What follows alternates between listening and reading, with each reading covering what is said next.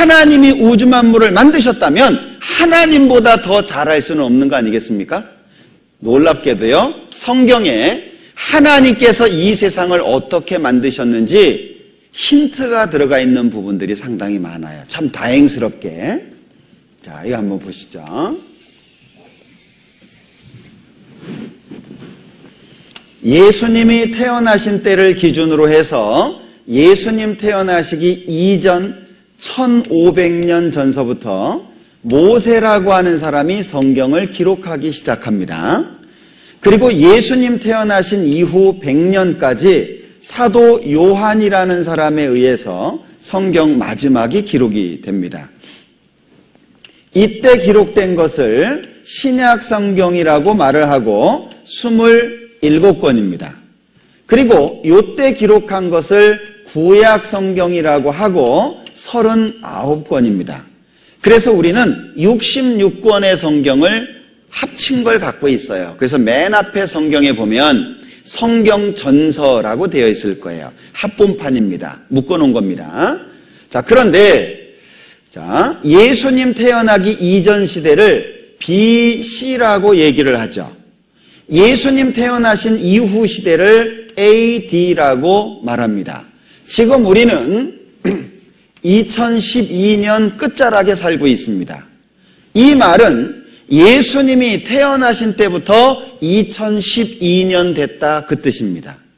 그래서 AD라고 하는 말은 라틴어인데 아노 도미니, 그래서 예수님이 태어나신 해를 강조하는 것이고, BC라고 하는 말은 Before Christ, Before는 무엇 전에죠. 그리스도 이전 시대다 그 뜻입니다. 그래서 연도를 계산할 때 BC는 거꾸로 계산을 합니다. 그리고 AD는 바로 계산을 합니다. 그렇게 해서 2012년 됐다 그 얘기예요.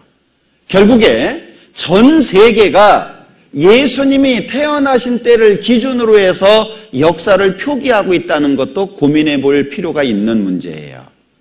아무 생각 없이 이렇게 했겠습니까? 전 세계가.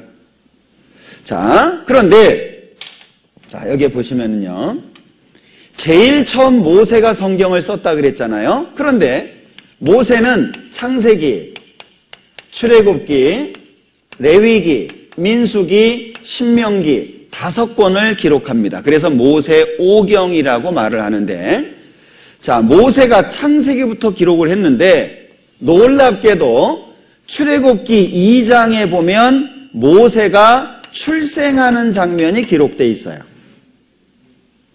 생각을 하셔야 됩니다.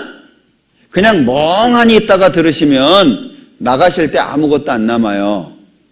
자, 창세기부터 기록했다고 하는데 그 모세의 출생은 2번째 책에 나와요. 그럼 창세기는 어떻게 기록했을까요? 고민해보자 그랬잖아요. 생각해보자고. 자, 그러면 뭐 신화나 전설을 수집할 수도 있겠잖아요. 그 당시에 뭐 전해져 내려오는. 그러면 신화나 전설이라고 하는 것은 근거가 있나요? 이것의 특징이 뭐냐? 근거가 없다는 거예요. 이게 특징이에요.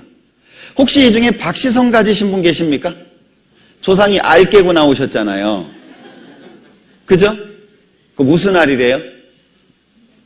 여쭤보니까 무슨 알인지도 몰라. 좌우지간 알이에요. 예.